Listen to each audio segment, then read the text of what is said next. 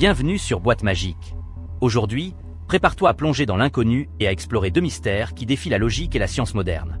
Dans cette vidéo, nous allons te raconter en détail deux incidents aussi fascinants qu'inexpliqués. Le premier se déroule dans les eaux glacées et insondables d'un lac sibérien légendaire, le lac Baal, où des plongeurs de la marine russe ont rencontré des créatures énigmatiques et redoutables. Le second nous transporte dans les couloirs d'un hôpital californien, où une affaire médicale hors du commun, celle de Gloria Ramirez, surnommée la Toxic Lady, a semé la stupeur et la panique parmi le personnel soignant. Reste avec nous pour découvrir ces récits étendus, riches en détails, témoignages et hypothèses, qui vont te captiver pendant les 10 prochaines minutes.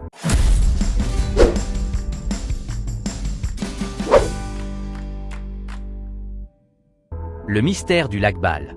Imagine un lieu où le temps semble s'être arrêté, un lac millénaire enfoui au cœur de la Sibérie, dont les eaux froides et profondes recèlent des secrets depuis des éons. Le lac Baal, reconnu comme le plus profond et l'un des plus anciens lacs du monde, abrite un écosystème unique, peuplé de créatures rares et entouré de légendes ancestrales. C'est dans ce décor hostile et mystérieux que, dans les années 1980, des plongeurs de la marine russe, engagés dans des exercices de routine, ont vécu une expérience qui allait bouleverser leur perception de la réalité. Tout commence lors d'une plongée à environ 50 mètres de profondeur. Ce qui devait être une mission ordinaire de vérification des installations et de pratique des techniques de survie se transforme soudainement en un cauchemar inexplicable. Plusieurs membres de l'équipe rapportèrent avoir aperçu, dans l'obscurité quasi totale, d'étranges formes humanoïdes qui se mouvaient avec une fluidité surnaturelle. Ces entités, surnommées par certains nageurs du lac Baal, étaient dotées d'une morphologie déroutante. Des corps allongés, parfois atteignant jusqu'à 3 mètres de long, avec des contours d'un argenté chatoyant. Ce qui frappa particulièrement les plongeurs fut la présence d'orbes translucides faits sur le sommet de leur tête, rappelant vaguement l'image d'un parapluie déployé dans une lumière diffuse. Les premiers instants furent empreints de stupeur et de panique. Dans ce silence sous-marin, interrompu seulement par le bruit régulier de leurs bulles, l'équipage tenta de comprendre ce qu'ils voyaient. Les témoignages se succédèrent. Certains affirmèrent avoir vu ces créatures se déplacer en groupe, comme si elles communiquaient silencieusement entre elles, tandis que d'autres décrivirent un comportement plus agressif, semblant vouloir repousser les intrus de leur domaine.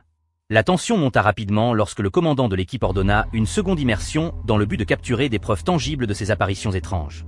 Sept plongeurs, animés par un mélange de courage et de curiosité, replongèrent dans les eaux obscures du lac Baal.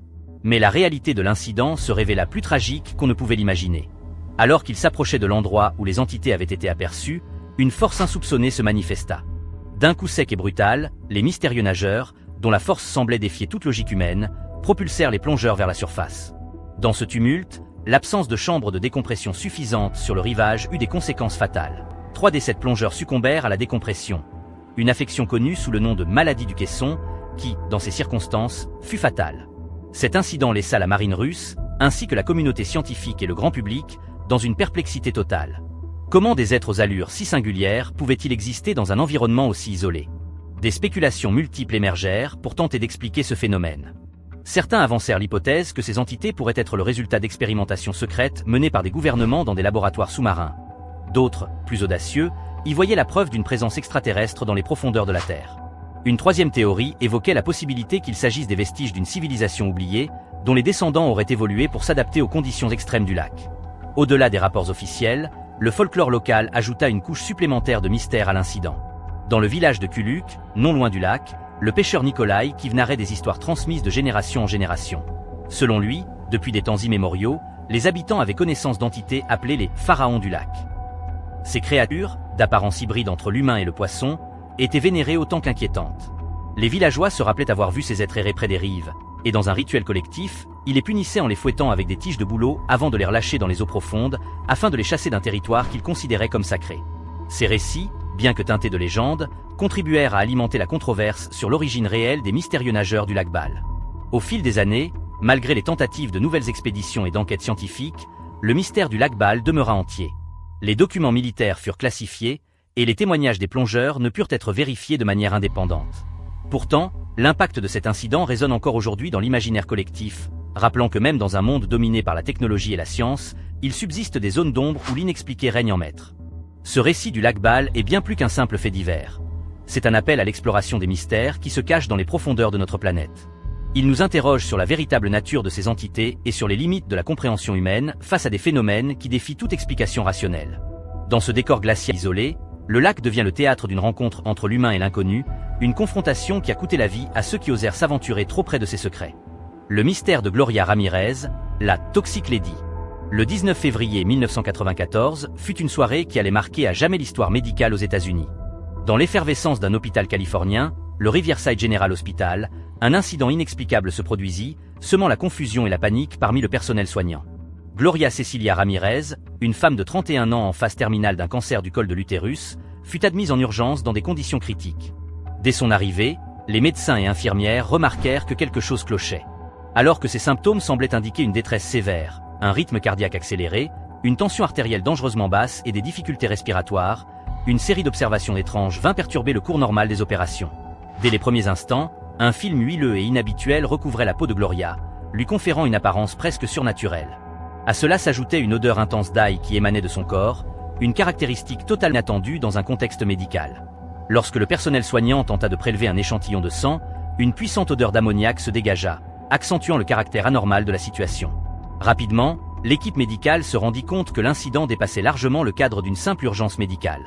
Mais le véritable drame commença peu après.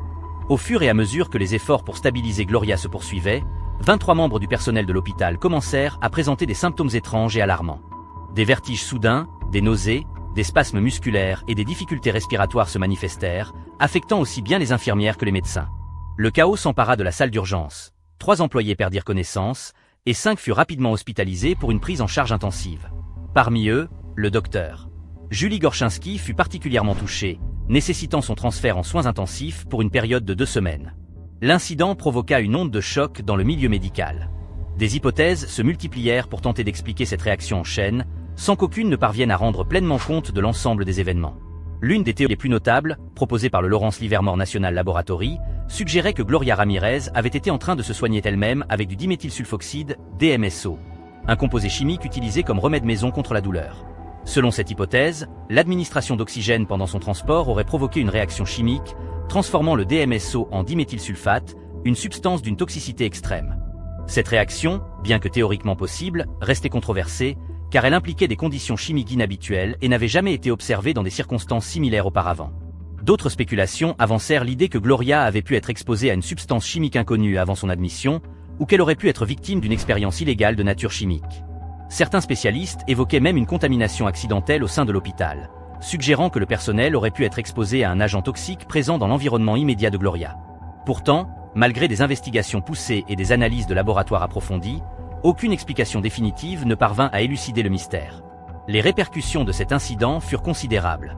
L'épisode fit rapidement le tour du monde, suscitant l'incompréhension et l'inquiétude tant chez les professionnels de la santé que chez le grand public.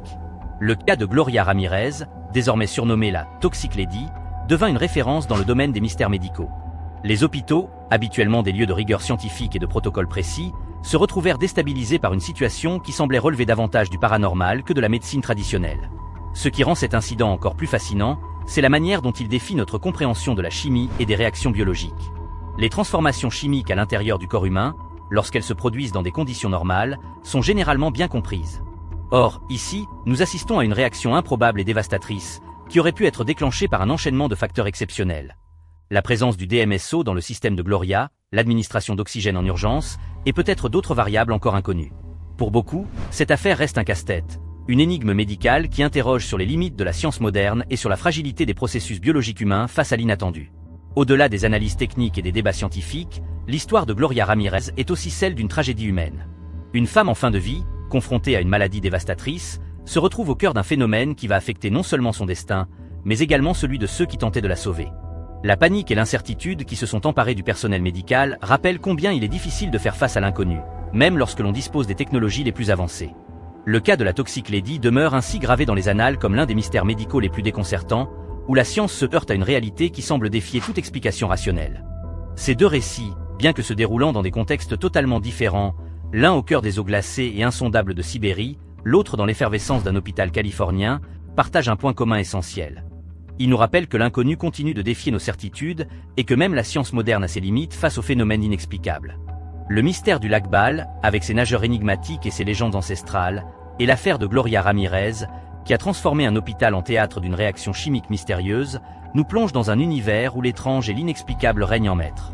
Ces histoires nous invitent à rester curieux et ouverts d'esprit.